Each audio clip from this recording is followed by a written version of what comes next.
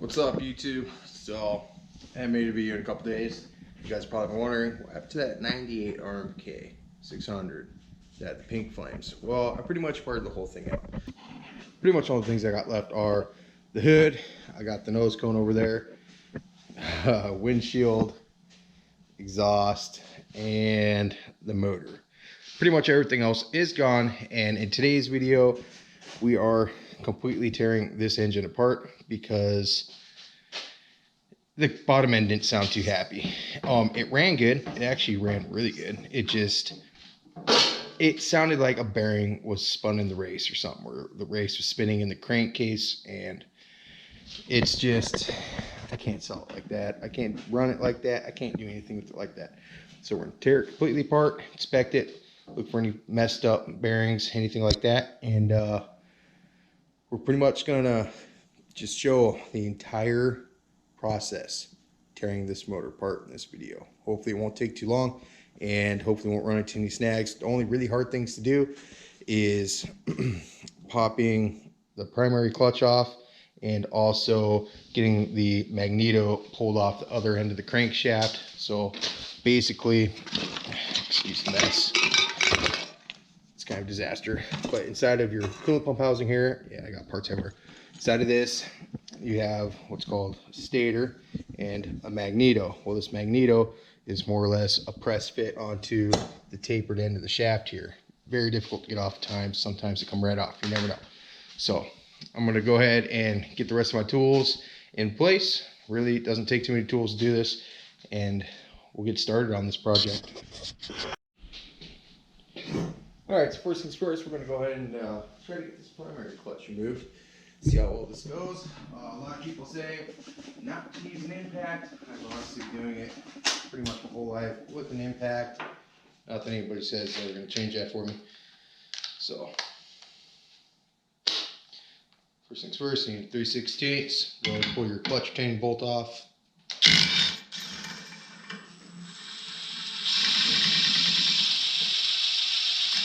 Hopefully this clutch will pretty much pop right off of here. After that, you're going to go ahead, take your clutch puller. Been using this thing for about, I'd say about 15 years. I've had this clutch puller, long time. It's taken a lot of abuse over the years. I always run them in by hand, get them nice and tight, and then I'll hit it with the impact. It won't pop off. I'll grab a hammer, whack the end of the puller a couple times, hit it with impact again, and it's only failed me once or twice. Usually they come off. If I'm lucky, they pop right off first try.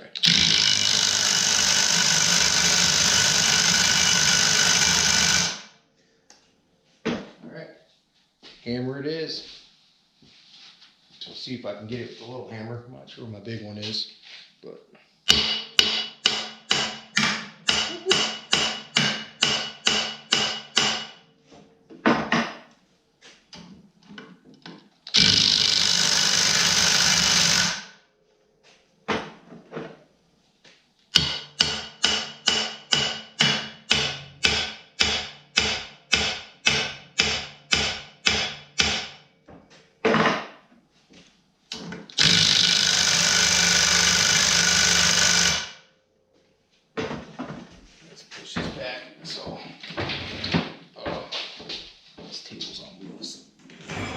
push that back so it decides to finally let loose. Don't just fall to the ground. I kind of hate to ruin the clutch. Got a bigger hammer, just the lower it went. I was using it when I was working on a Polaris Ranger not too long ago.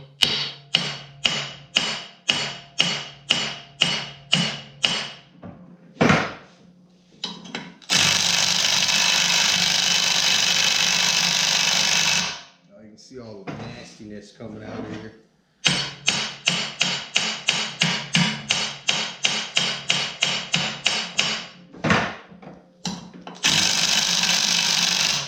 I have an idea. Oh God. 2 seconds. Of course, the very first thing I go to do is kicking my ass. Usually I avoid ear tools because they're loud, noisy. I listen to the compressor. But you gotta do it. Nailed it. Alright, so next thing we're gonna do is go ahead and remove our carb boots and our reeds. It's just a 10mm. It's my little 1/2" impact. Works great for disassembly, not recommended for assembly.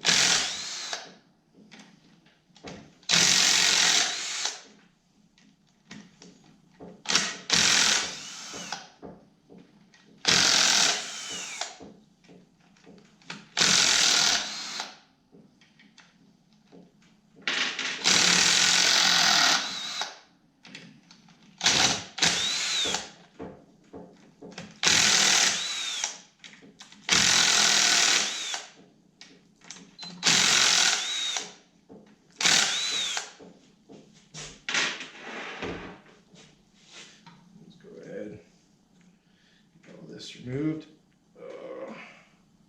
This oil line does not want to let go.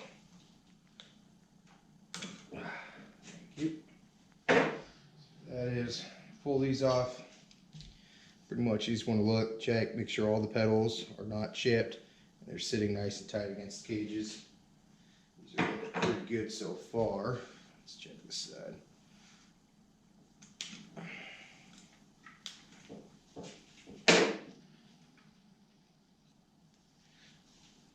Yep, that side's looking pretty dang good too.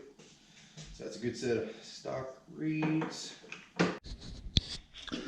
Now from here, you can kind of look and kind of see the intake side of the pistons, which actually look pretty much brand. They look pretty much brand new as far as the skirt goes. Really, really, really, really nice. I'll definitely be saving those. Just because it's going to be killer good top end for 600, and I already knew that. I knew it ran good. It just didn't sound good running. Like it did, but you can hear the bearings down here weren't very happy. Well, now that the reeds are removed, we're going to go ahead, spin this 90 degrees, pull our recoil and our oil lines and all that off. So need a pair of pliers.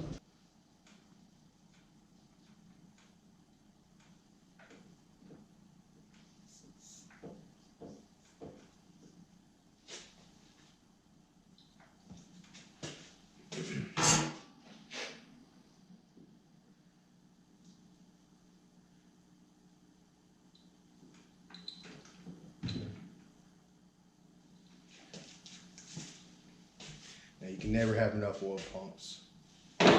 Always good things to have around. Those are, there we go. I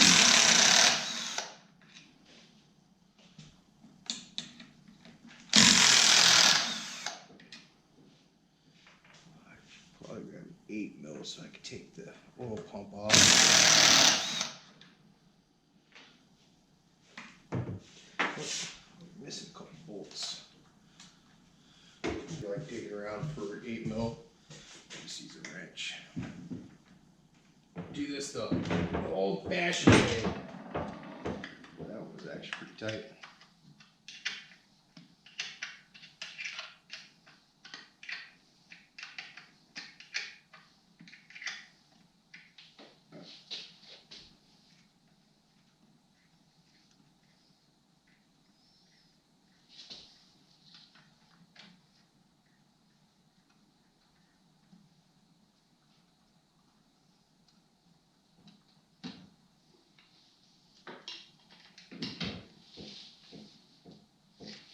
It's really old. It's kind of impressive.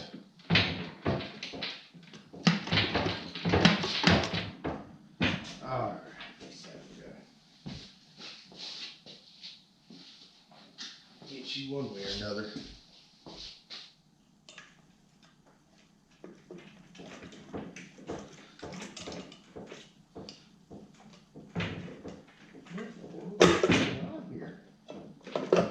Never had one of these that stuck before. That was kind of crazy.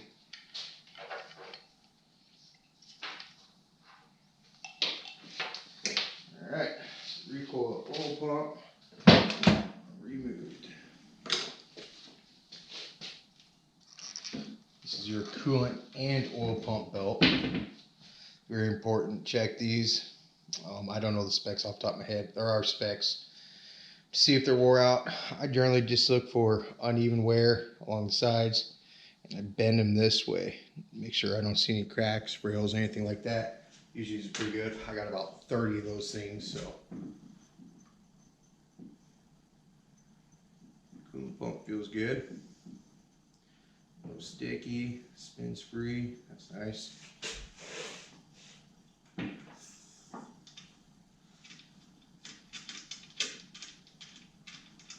Kind of a shame. This is actually a pretty nice motor. It's dirty. It needs cleaned up. It's not bad. I have definitely seen a lot worse. I forget the technical term, but I believe this is called the flight wheel. Basically, it's what the recoil catches on.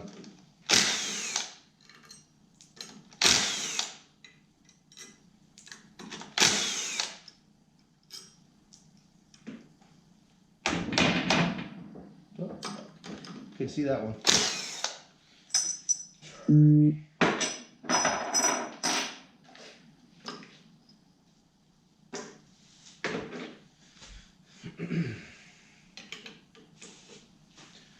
Got my electric impact. See if we'll peel this nut off here.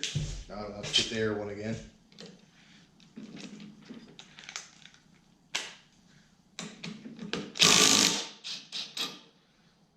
Nailed it.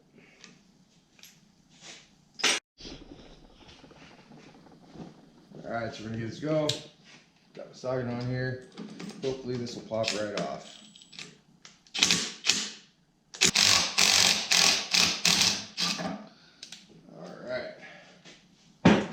Magneto's off. Thank God.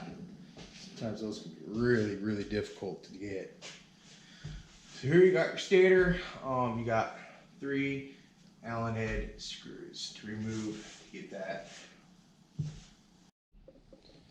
Alright, here we go. It's the next day. I had some stuff to do last night, so I didn't get this totally tore apart. But we're back to removing the stator. Let's go get this out of here.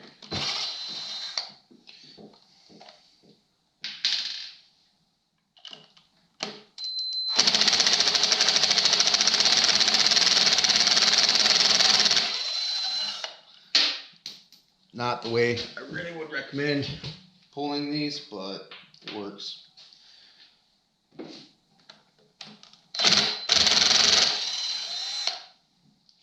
This is really kind of a shame that the top end on this pretty much looks brand new. But yeah, she makes some ugly noises in the bottom end. So once you got those 3 screws undone, you can come in here and push this little rubber grommet out. It kind of keeps it all sealed up. Just push it out. Now the next thing I would do is loosen these 2 hose clamps, and then we got 4 bolts here to remove, and then this whole coolant pump housing will remove. You're going to have to hit it with a hammer because it does have sealant in there, because your crank seal is actually in the coolant pump housing, and then you have sealant around that on the mating surfaces between this housing and your crankcases themselves. Well, hopefully the GoPro is recording. I've been having some issues with this thing freezing up. Might be time to upgrade. So we're going to see if my little impact will pull these. The answer is no. I have to break these loose by hand.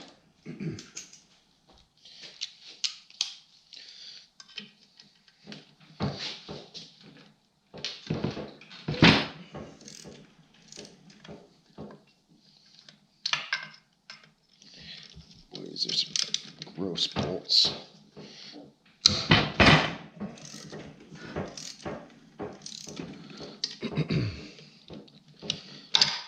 definitely had quite a bit of water in here at some point. So those lower bolts are rusty.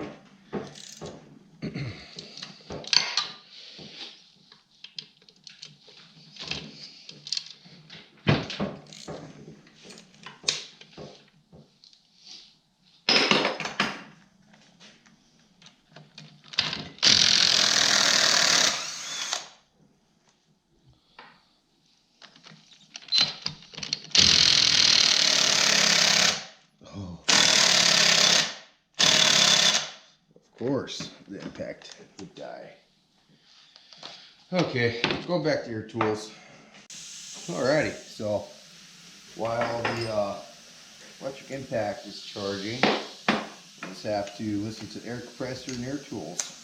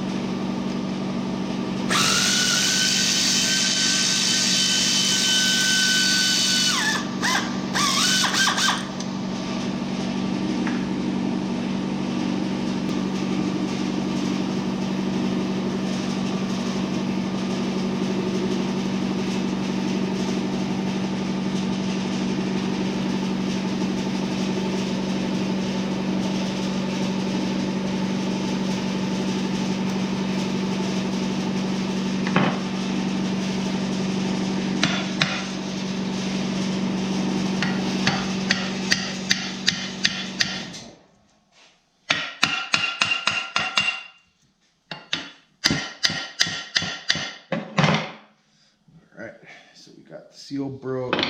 Just got to get this hose to let go, and this whole coolant pump housing will be removed.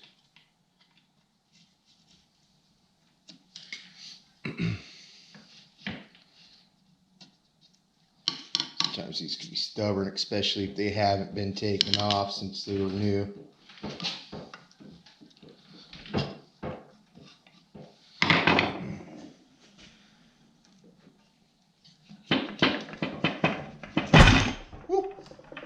Nailed it. So yeah, that's your whole coolant pump housing. This is the 97, 98 style. 99 and newer are different. So there you have it. This is your little bottom section of your crank here. Well, that's kind of weird feeling.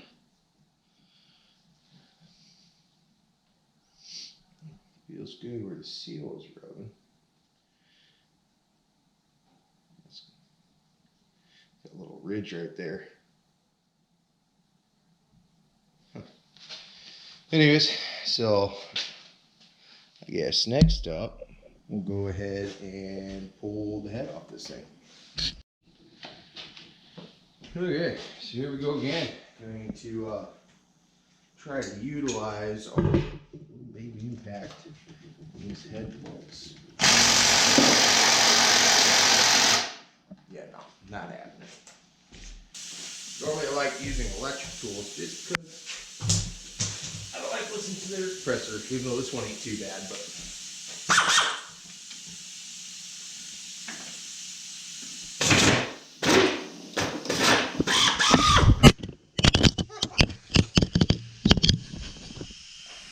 I don't think that worked.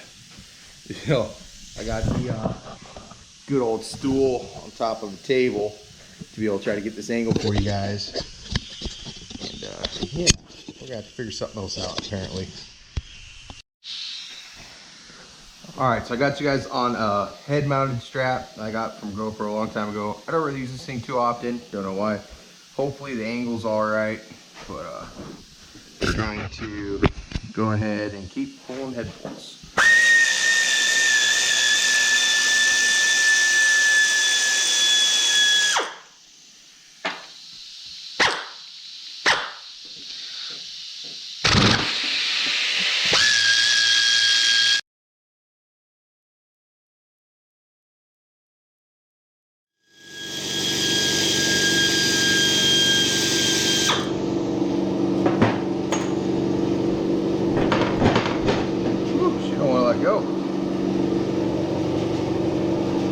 tap.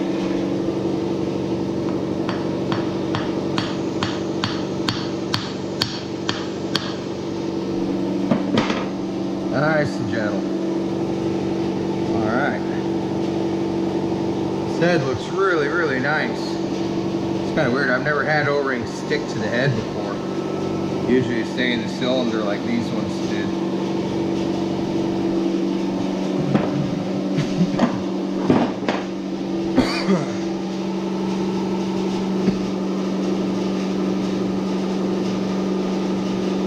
Not seeing any damage.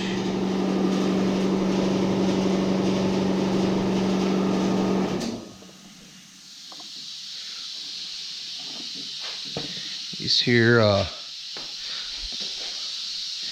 my phone. Be nice if I cleaned up my workbench, but it's covered in parts. Oh my god, Facebook notification.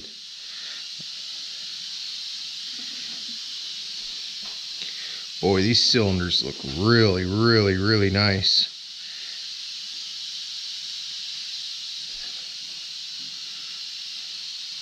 It's funny, actually, looking at these ports, they're pretty dang similar to a 220-700 porting. The way they're more rectangular and they got the flat spot on the sides. That's pretty cool. They look a little bit narrower. I think there's less meat between the transfer port and exhaust port on a 700 cylinder, but pretty dang similar. Yeah, not bad. I guess next I gotta pull the exhaust manifold off here. Alrighty, here we go. Trying to get the angle down. I can't see what the camera's getting, so I'm just guessing. Next up, we're pulling this exhaust manifold. This is the wrong tool. It is Torx fit.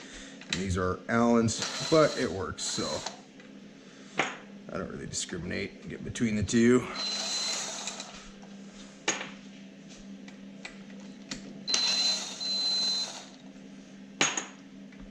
Once we get this pulled off, we can really look at the piston and get an idea as to the condition of the top end. But I suspect it's going to be relatively nice, just based off what I've seen so far. So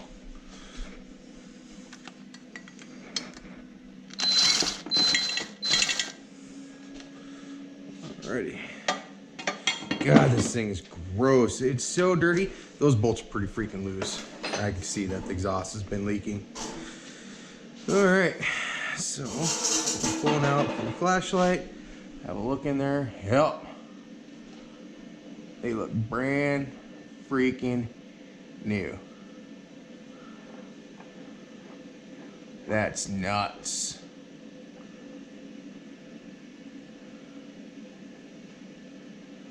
That is just crazy how nice that is. Well, I guess the next thing is pull these cylinders off, man. So I guess we'll just get after it. Oh, wait. Get on, I guess, yes, I can. Leverage. Oh, no. I don't think this ratchet wrench is going to work very good. Hey. There we go.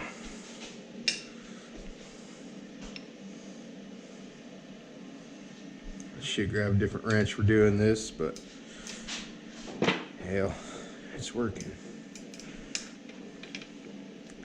Just get them all broke loose and double nutted up here. I need to build a fixture that I can mount these to while working on them. Man, that'd be nice.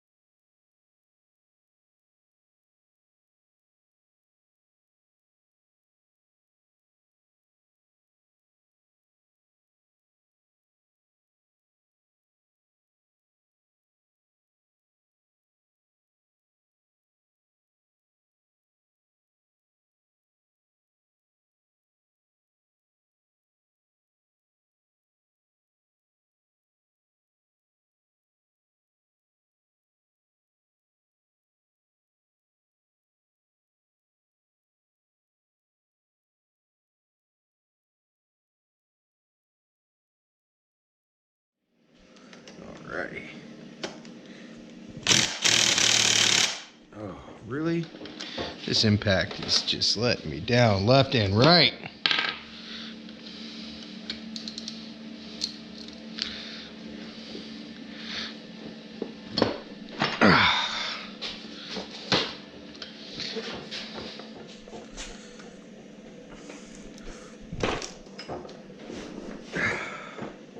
This is not working out for me.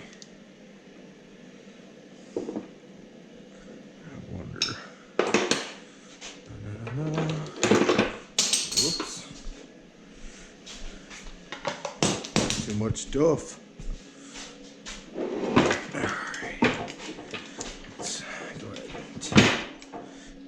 I am making a mess. There, let's do it like this.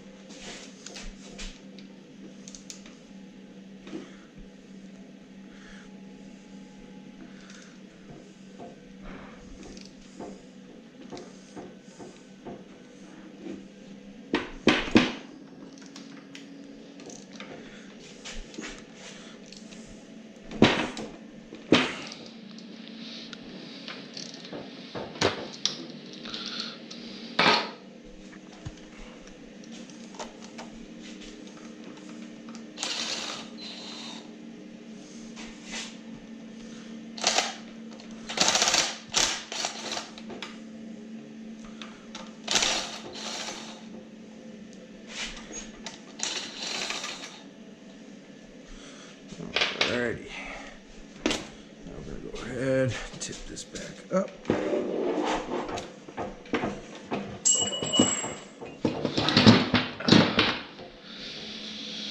Alright, now we're going to come over here. Rubber mallet. Let's go ahead. Give it a couple whacks upwards.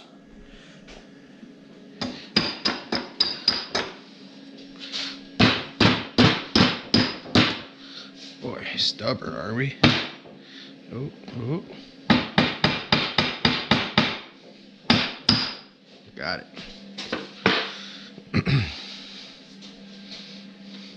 So now I got to be careful here because these pistons are, wow, you know, I'm not gonna lie, that bottom end is spotless looking. Wow. Wow.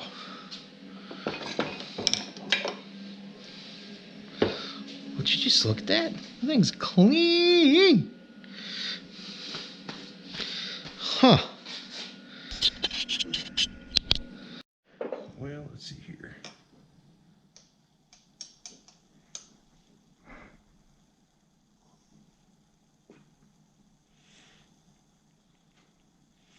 The side-to-side placement, or side-to-side movement is normal. You don't got to worry about that. I'm just checking. Up and down play feels good. Nothing on the little rod bearing. And you will see a little bit side to side, also completely normal. Well, I guess next thing's next. I gotta pull this wrist pin here.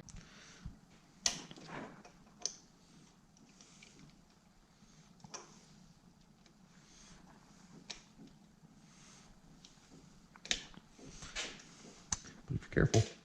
You can get them out, no problem.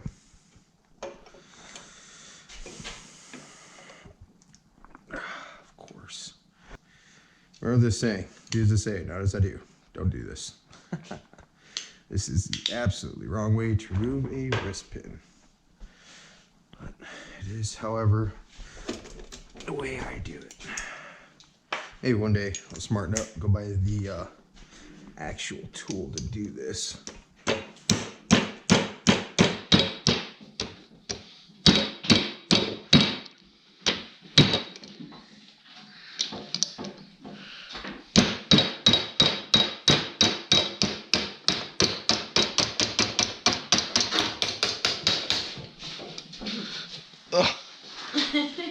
Phil ran in her cone of shame. Here to help. Good girl. Yeah. Those good girl. Little Aspen, little Porker. He's already about 50 pounds.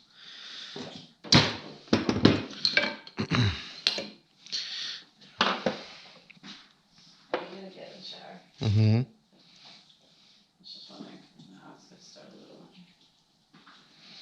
Oh, it's gonna be a little while, baby.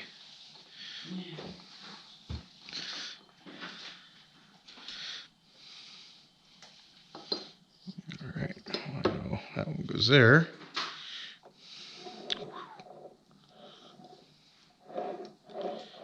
Oh yeah.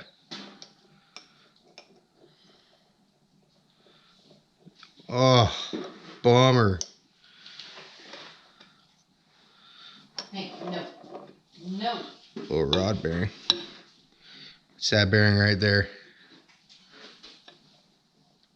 Yup. There's your issue. Smoked. Oh, that's lame. Whew.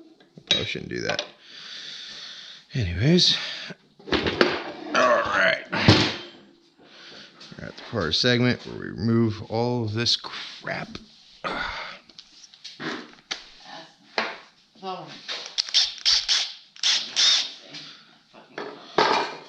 Alright.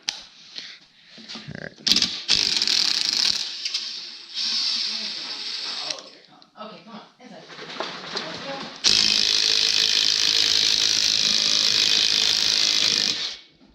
Whew. I think they put enough Loctite in it. Nothing was in there.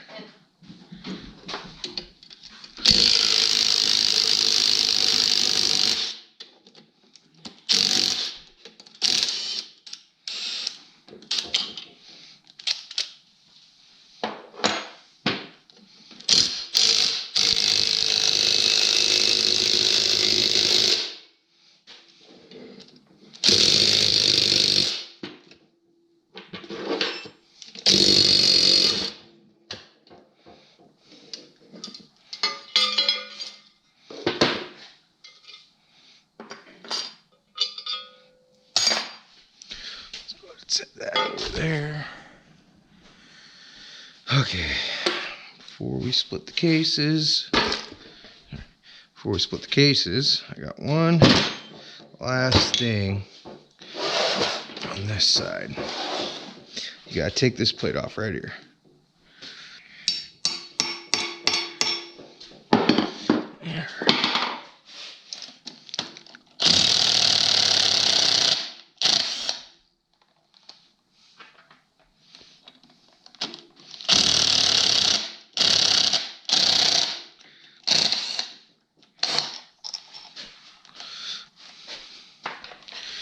Just like that, we are ready to split the cases.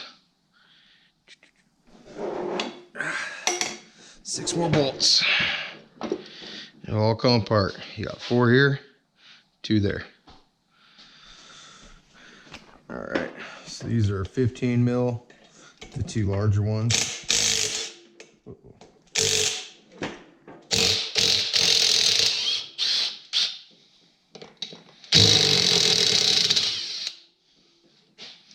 And these are going to be either 1/2 inch or 13 millimeter.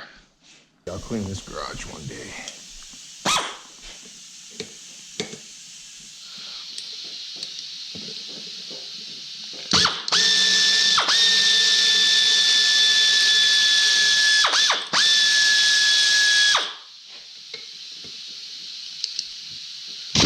Woohoo!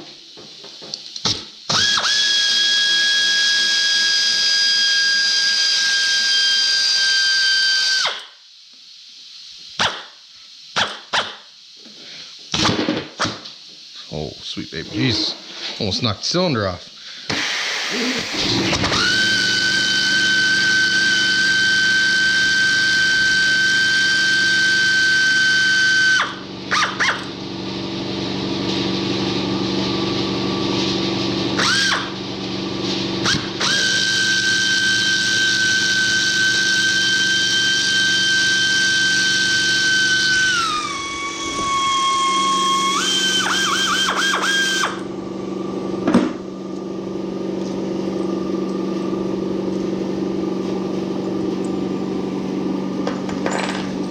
There you have it.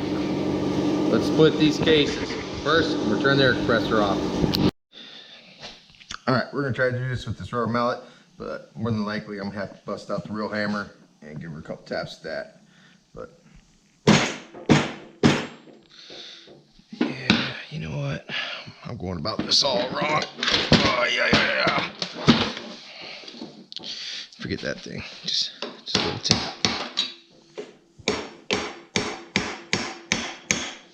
That is, you know, that is.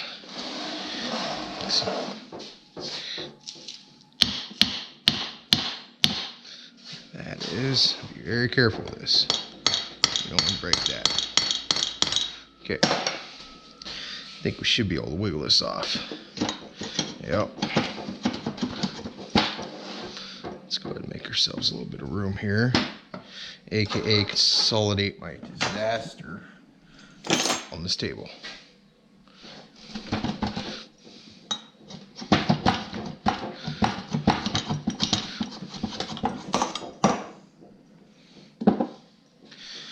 Yep, there's your crank. You got your snap ring. This is on your Magneto side. And then you got a locator ring here. Okay, now this is a 98-600. Now, if you guys just watched my 99-600 build, you'll see this locator ring would have been inside here on this inside bearing, right? So, yeah.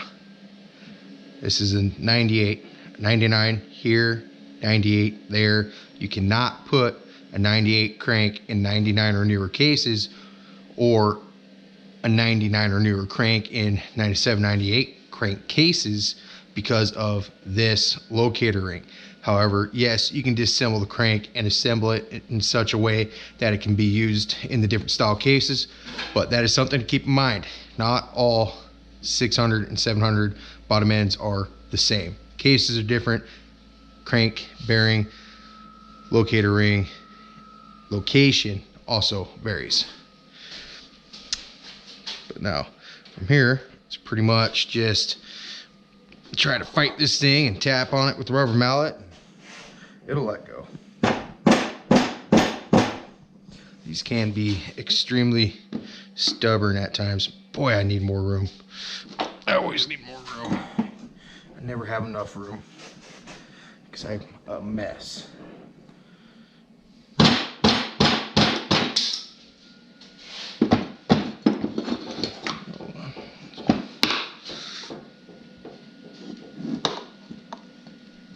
Nope, not yet.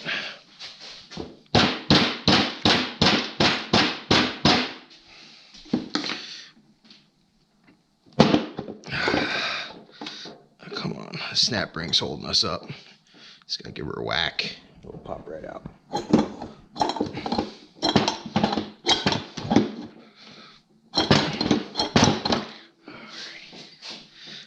Need another hand here.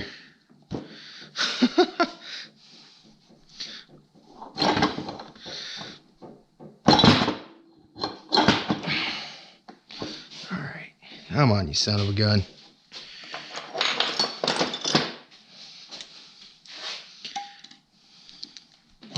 There. Jesus, is that so hard?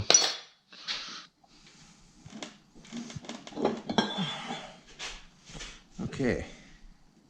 Now that the crank is out, we can go ahead and check. Let's set that down there for now. See that? Rust. Everybody was trying to tell me that stuff blowing out the exhaust was rust from the pipes. I got rust in here. That's all rusted. This is all rusted. She was dirty. I poured about half a gallon of oil. You can see even in there that's rusted. A little noisy, not too bad, spins good. These usually quiet up when you put oil on them, so I would probably run those. Not bad. That one's really nice. That one's really nice. So the mag side are great. A little rough, A little rough, pretty rough. Toast. Beautiful. The entire mag side of the crank, all the bearings are great. The entire PTO end is questionable, kind of rough. And you can see there's a lot of rust going on here. So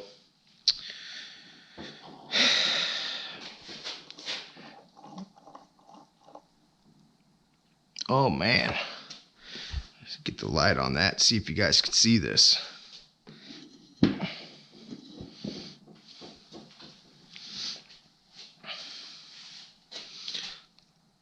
You can actually visibly see wear on those needles. Not bad, but you can see it.